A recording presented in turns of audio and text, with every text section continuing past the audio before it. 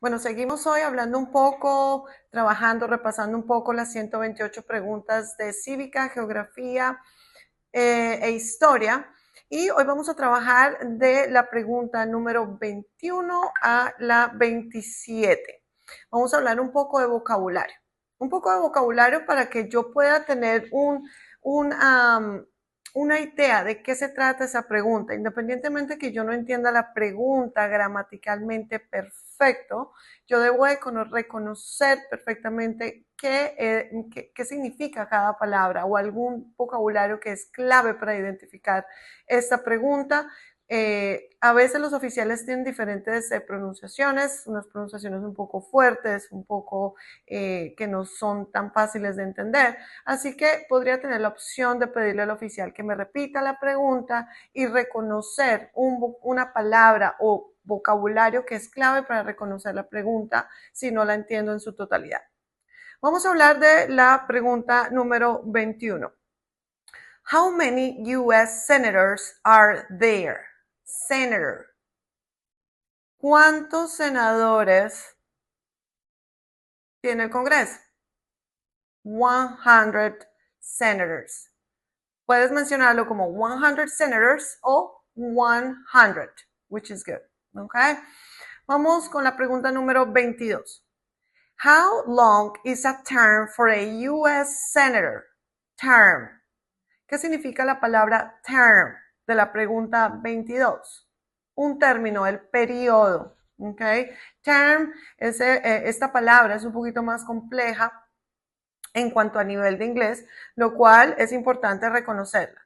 So, how long is a term for a U.S. senator? ¿Cuál es el periodo que tiene como responsabilidad el senador? So, 6 years. 6 years. Okay. Vámonos para la pregunta número 23. Who is one of your state's U.S. senators now? Okay. En esta pregunta número 23 tenemos que tener en cuenta que si usted está aplicando en la Florida, evidentemente tengo que mencionar el senador de la Florida.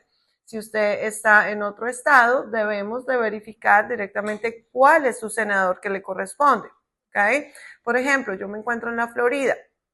Uno de los senadores de la Florida sería Rick Scott. Rick Scott. Okay, que es de la Florida. Así que si usted está aplicando en algún otro estado, tendríamos que verificar directamente qué senador le corresponde a usted. Esto directamente a la pregunta número 23. Vámonos para la pregunta número 24. How many voting members are in the U.S. of Representatives?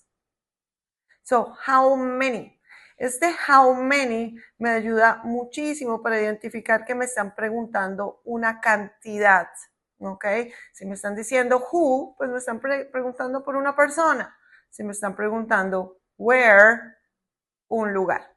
En este punto, how many, tengo que pensar y responder un número correspondiente. ¿Y de qué? De voting members. Miembros de la Casa de Representantes. ¿Y cuántos tenemos? 435. 435. Okay. Number 25. How long is a term for a member of the House of Representatives? How long is a term for a member of the House of Representatives? So, volvemos a tener el término term, el periodo, ¿ok? ¿Qué tanto tiempo ejecuta un miembro de la Casa de Representantes? So, it's going to be 2 years. 2 years. Number 25. Vámonos para número 26. Why do U.S. representatives serve shorter terms than the U.S. senator? ¿Qué me está preguntando acá? Nuevamente encontramos la palabra term, el periodo de tiempo, ¿ok? Shorter, más corto que otros senadores. ¿Cuál es el W question? Why. Me está preguntando una razón. Why. Why do U.S. representatives serve shorter terms than US senators. Solo tenemos una opción de respuesta y la pronunciación sería to more closely follow public opinion. To more closely follow public opinion. ¿Ok? ¿Por qué? Para tener la respuesta que me está dando la opción de estas 128 preguntas, especialmente de la 26, es tener un acercamiento más claro con la opinión pública. ¿Ok? Esa es como la razón. Número 27. How many senators does each state have? How many senators does each state have? How many? Me está pidiendo información de una cantidad, ¿verdad?